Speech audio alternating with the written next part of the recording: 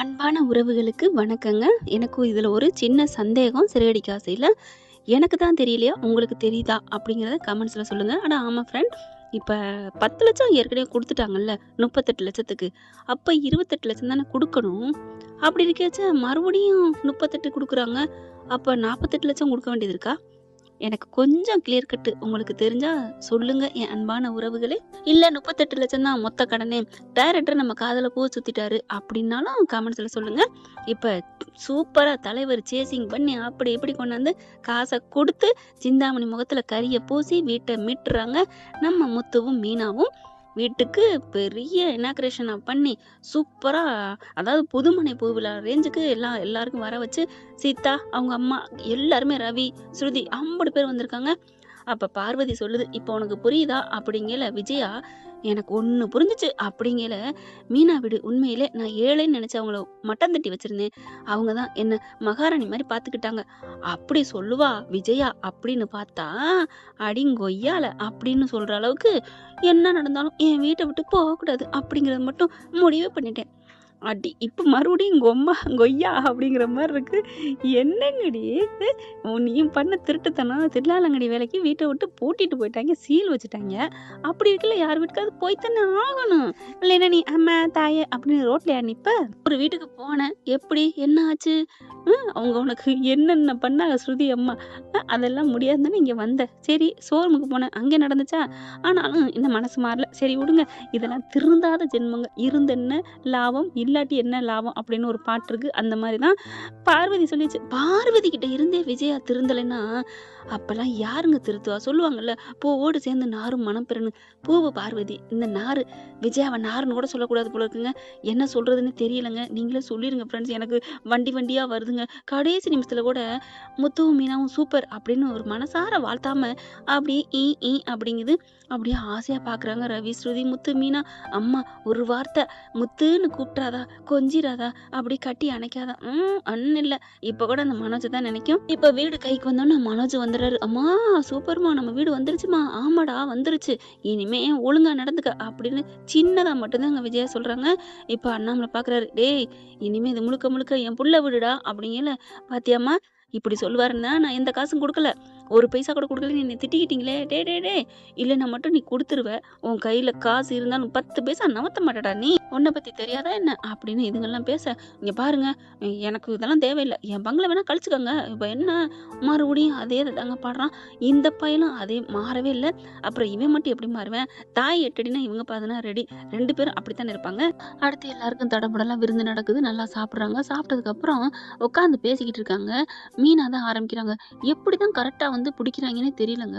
காசை கடத்திட்டு போயிட்டாங்க அப்படின்னு பேச, ஸ்ருதி இருந்துட்டு, ஆமா மீனா, பணத்தை கடத்துவாங்கன்னு உங்களுக்கு எப்படி தெரியும்? நான் தான் கனவு கண்டனே. கனவு கண்டா அது நடக்கும். எனக்கு நிறைய அது நடந்திருக்கு ஸ்ருதி அப்படிங்கிற. அப்படியா? அப்ப கனவு கண்டதுனாலதான் பணத்தை எடுத்து மறைச்சு வச்சீங்களா? ஆமா அப்படிங்கிறாங்க. எப்படியோ உங்க கனவு நம்ம கனவு இல்லத்தை காப்பாத்திருச்சு அப்படின்னு ஸ்ருதி சொல்ல, எனக்கு இந்த வீட்டுல இருக்கிறது ரொம்ப பிடிச்சிருக்கு அப்படிங்கிற. முத்து என்ன பண்றாங்க, இரு ஸ்ருதி, இருமா இரு. மீனா, நீ கனவு கண்ட ஓகே, அதனால திருடு போச்சுன்னு நினைச்ச ஓகே. ஆனா அந்த பணத்தை நீ கொண்டு வரேன்னு அவங்களுக்கு எப்படி தெரியும்? அவங்களுக்கும் கனவு போயிருக்குமா என்ன நீ பணம் கொண்டு வரேன்னு? ஆமால்ல, எப்படி போனுச்சு? எப்படி கரெக்டா வந்தாங்க? ஆமால்ல, ஆமா முத்து அப்படின்னு அண்ணாமலை கேட்க, விஜயாமே ஆமா எப்படி அப்படிங்கல. அப்படியே மனோஜுக்கு அப்படி பாக்குறாங்க. ஐயோ அப்படிங்கிற மாதிரி பார்க்க, நீ பணம் கொண்டு வர்றது, நம்ம பணம் ரெடி பண்ணிட்டது அந்த சிந்தாமணிக்கு எப்படி தெரியும் அப்படிங்கல. யாராவது சொன்னீங்களா? ஏன் விஜயா, சிந்தாமணி கூட அதெல்லாம் இல்ல. அவ கூட நான் எந்த பழக்கமும் இல்ல. எப்ப அவ திருடி முல்ல மாதிரி முடிச்சவைக்கு 420 தெரிஞ்சுச்சா, நான் அவ கூட பேச்சு வச்சுக்கிறது இல்ல அப்படி சொல்ல, அப்படியே பார்வதி பாக்குது. அவ பாதினா நீ அதுல பாதி உருவம் தானே அப்படின்னு நினைக்க. அதுக்கப்புறம் நீ யார்ட்டா சொன்னியா? நான் யார்ட்டையுமே சொல்லல அப்படின்னு மனோஜை பார்க்க, ஐயோ அம்மா கோர்த்து விட்டுருச்சே அப்படின்னு புலம்ப. என்னம்மா மனோஜை பாக்குறீங்க? அத்தாடி, இப்ப நம்ம சொன்னோம்னா எல்லாரும் மனோஜை திட்டிடுவாங்களே அப்படின்ட்டு, சரி நம்ம காப்பாத்திடுவோம் அப்படின்னு மனசுல நினைச்சிட்டு, நான் யார்ட்டையுமே சொல்லலைங்க. இல்ல நீ மனோஜ்கிட்ட சொல்லியிருக்க. அட நான் சொல்லலைங்க, மனோஜ் கிட்ட சொல்லியிருப்பேன். நான் எப்படிங்க அவனத்தை பார்க்கல இல்ல. ஓ, பாக்காட்டி சொல்ல முடியாதா என்ன? போன் இருக்குல்ல. டேய் நீ சும்மா இருடா அப்படின்னு சொல்ல, உடனே அண்ணாமலை, நீ ஏன் அவனை திட்டுற முத்துவ? ரவியும் உடனே, ஆமாப்பா போன்ல சொல்லிருக்கலாம்ல, சொன்னீங்களாமா? டேய் அதெல்லாம் சொல்லலடா, நான் அவகிட்ட பேசவே இல்லை. ஏன்னா என் ஃபோனை பாருங்க அப்படின்னு கொடுக்க, அட போம்மா அப்படின்னு சொல்ல, முத்து இருந்துட்டு ஃபோனை கொடுங்க அப்படிங்கிற அதான் வேணான்னுச்சுல, கரெக்டா வந்து கேட்குறானே ஃபோனை அப்படின்னு விஜயா நினைக்க, அப்படி பார்க்குறாங்க மனோஜ். அப்பாடா என் தெய்வமே, நீ தாம்மா என் அம்மா, என் தெய்வம் காப்பாத்திருச்சே, இல்லைன்னா எல்லாம் சேர்ந்து கும்மி அடிச்சிருப்பாங்களே கும்மி அப்படின்னு மனோஜ் நினைக்கிறாரு. அதுக்கப்புறம் சரி விடு, எப்படியோ தெரிஞ்சிச்சு, நடக்கிறதா நன்மைக்கு. சிந்தாமணி இனிமே யார் வீட்டையும் வாங்க நினைப்பா? அதெல்லாம் ஆடின காலு நிக்குமா? அடுத்தடுத்து வேற வீட்டுக்கு போவா. ஆனாலும் மீனா நல்ல ஐடியா பண்ணிட்டோமா, இல்லைன்னா 10 லட்சம் போயிருக்கும் அப்படி இப்படின்னு புலம்பிட்டு வேலையை பாக்குறாங்களா. மனோஜ் மட்டும் எந்த கிளம்பி போக, டேய் எங்கடா போற, சாப்பிடலையா? அம்மா இல்லம்மா நான் வர்றேன், நீ என்னை காப்பாத்திட்டம்மா, உன்னை அடிச்சனவே அப்படின்னு நங்குன்னு கொட்டுது. ஏன்டா அப்படி பண்ண? யார்ட்டடா சொன்ன? யார்ட்ட சொல்லி தொலைஞ்ச? சிந்தாமணிக்கு உனக்கு எந்த சம்மந்தம் இல்லை, அப்புறம் யார்ட்ட சொன்னேன்? அம்மா அது அது சொல்லுடா. நான் யார்ட்டையும் சொல்லலம்மா, அவங்களா தான் தெரிஞ்சிருப்பாங்க உங்களுக்கு, கனவு கண்டது, வேற ஒண்ணும் இல்லை, என்ன ஆளை விடு, ஏன்னா அம்மாட்ட சொன்னாலும் ஆடிப்படும்னு ஓடிடுறாரு. ஐயோ இவன் தான் யார்ட்ட சொல்லியிருக்கான் அப்படின்னு விஜயா போகுதா. இங்க நேரம் ரோசம் வந்துருச்சுங்க, புள்ள பூச்சிக்கு கொடுக்கு முளைச்சிச்சுன்னு சொல்லுவாங்க இல்லையா. மனோஜுக்கு செம்மக்கோ வருது. நம்ம ரோஹினிட்டு தான் சொன்னோம், அவ தான் வந்து சிந்தாமணிட்ட சொல்லியிருக்கணும். 2 நீன்னு வருதா, ரோகிணி சிந்தாமணி, அதனால பேர் மாறி மாறி வருதுங்க. இப்ப நேரா விஜயா ரோகிணி வீட்டுக்கு போயிடுறான் மனோஜ். நான் வர்றேன், இரு வெளில நில்லு அப்படி சொல்ல, மனோஜ் என்ன தேடி வர்றியா மனோஜ்? ஆமாமா வா அப்படின்னு நில்லு, வாசல் நில்லு அப்படிங்கல. என்ன வர்றேன்னு சொல்றான், ஆனா கோவத்துல கடுக்கடுன்னு இருக்கே, குரல் சரியில்லையே அப்படின்னு வெளியில வந்து நிக்குது. வெளியே நின்ன ஆளு உள்ளுக்கு போய் மறுபடியும் டச் அப் பண்ணுது, கண்ணாடியை பாக்குது, அப்படியே லிப்டிக் வைக்கிறதுன்னு அப்படி இப்படி பார்க்க பையன் பாக்குறான். என்ன அம்மா அலங்காரம் பண்ணுது, வெளியில போயிட்டு வந்து பண்ணுது அப்படின்னு அவன் பாட்டுக்க அப்படியே விளையாண்டுட்டு இருக்கானா. வெளியில போய் நிக்குது. இவர் போறாரு. போனகையோட மனோஜ் வா மனோஜ், வா வா வா வா, ஏ நில்லு, நான் உங்ககிட்ட ஒண்ணு கேட்க வந்தேன். என்ன மனோஜ் இப்படிலாம் பேசுற, நீ என்ன பார்க்கவில்லையா, கேட்க வந்தியா? பார்க்கவும் இல்ல கேட்கவும் இல்ல உன்ன அப்படிங்கல. சொல்லு மனோஜ், அடிச்சேன் அப்படின்ட்டு. இங்க பார், உங்ககிட்ட சொன்ன விஷயத்த நீ சிந்தாமணிகிட்ட சொன்னியா?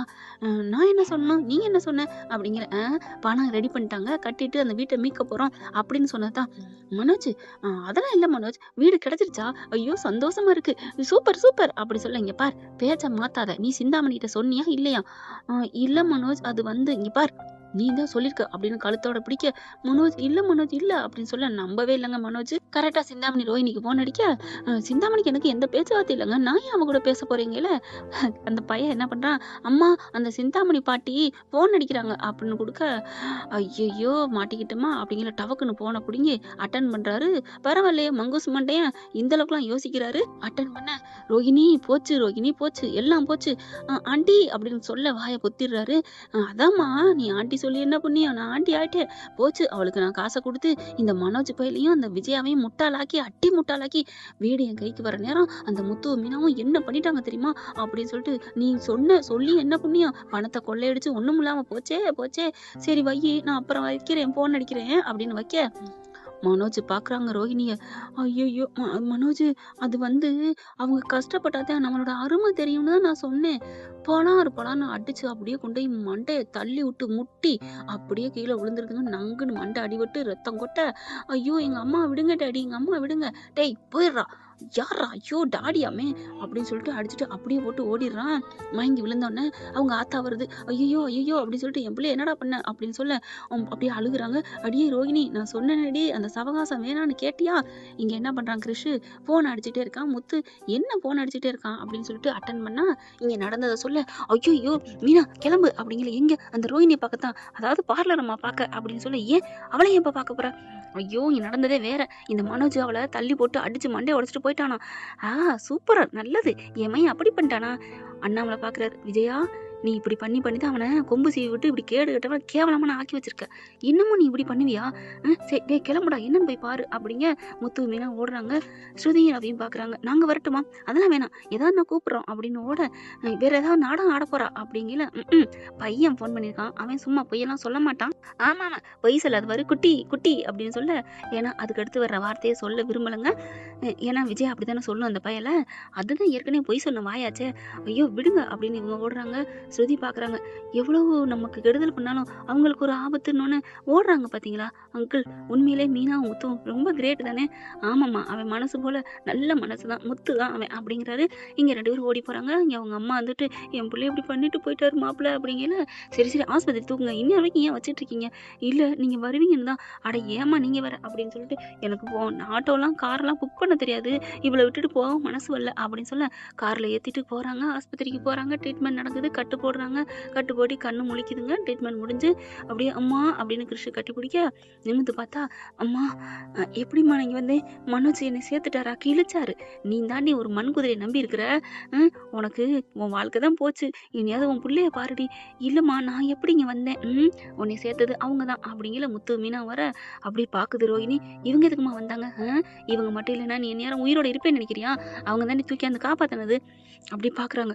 "ஏன் இவங்க வந்தாங்க? என் வாழ்க்கை இப்படி கெட்டு போய் நிக்கிறதுக்கு இவங்க தானே காரணம். மனோஜ் இப்படி கேவலமா என்னை அடிச்சது காரணம் இவங்க தானே." மீனா முத்தும் பாக்குறாங்க. "நீங்களாம் திருந்த மாட்டீங்கம்மா. உங்களுக்கு நல்லது பண்ண பாரு. ச்சே, அவன் ஏன் வந்தான்னு எனக்கு தெரியும். நீ தான் அந்த சிந்தாமணிட்ட போட்டு கொடுத்ததா?" அப்படிங்கல அப்படியே திருன்னு முழிக்க, "அங்கிள் அந்த சிந்தாமணி பாட்டி தான் ஓயாம ஓயாம வந்து அம்மாவை கெடுத்துட்டே இருக்காங்க. ஏதாவது பேசிக்கிட்டே இருக்காங்க." "டேய் சும்மா இருடா" அப்படின்னு ரோஹிணி சொல்ல, "அதானே பார்த்தேன். எங்களுக்கு தெரியும். எப்படியோ போய் தொலை. அம்மா பார்த்துக்கங்க.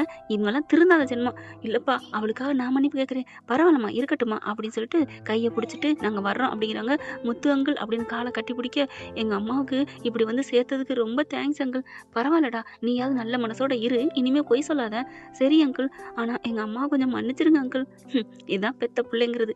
பார்த்துக்கோ. அவன்கிட்ட இருக்க புத்தியை நீ வாங்கிக்கோ" அப்படின்னு சொல்லிட்டு 2 பேரும் கிளம்புறாங்க. அப்படியே ரோஹிணி முறைச்சாகல இருக்குங்க. வீட்டுக்கு போய் எல்லாத்தையும் நடந்ததை சொல்ல செம்ம காண்டாடுறாங்க அண்ணாமலை விஜயாவும். "ஓ அவன் தான் பண்ணானா? வரட்டும் இன்னைக்கு" அப்படின்னு அண்ணாமலை சொல்ல, அவன் தான் திருந்திட்டான்ல. அவன் திருந்தனால தானே அந்த ரோஹிணியை போய் அடிச்சிட்டு வந்திருக்கான். நடக்கிறது நல்லது நடந்திருக்கு. என் பிள்ளைய யாரும் திட்டாதீங்க" அப்படின்னு விஜயா வக்காலத்து வாங்குற பார்த்துட்டு மனோஜ், "எங்க அம்மா எவ்வளோ எனக்கு நல்லவங்களா இருக்காங்க. ச்சே" அப்படின்ட்டு போய் காலில் விழுவோமா. "இப்போதைக்கு விழுந்தா நம்மளை அடிச்சு போடுவாங்க. அதனால நம்ம போயிடுவோமா?" "இல்லை நம்ம அம்மாட்ட போய் மன்னிப்பு கேட்போம்" அப்படின்னு அம்மானு காலில் விழுந்து மன்னிப்பு கேட்குறான். இந்த வீடியோ உங்களுக்கு பிடிச்சிருந்தா தயவு செய்து லைக் பண்ணுங்க. இன்னும் அப்டேட்ஸ்க்காக சேனலை சப்ஸ்கிரைப் பண்ண மறக்காதீங்க. நம்ம கிட்ட இருக்க எல்லா சேனல்ஸோட லேட்டஸ்ட் வீடியோ அப்டேட்ஸ்க்காக மேல ரைட் சைடுல காட்டுற லிங்கை கிளிக் பண்ணி வாட்ஸ்அப் குரூப்ல ஜாயின் பண்ணுங்க. உங்களிடம் விடைபெறுவது நான் உங்கள் மெஹர்.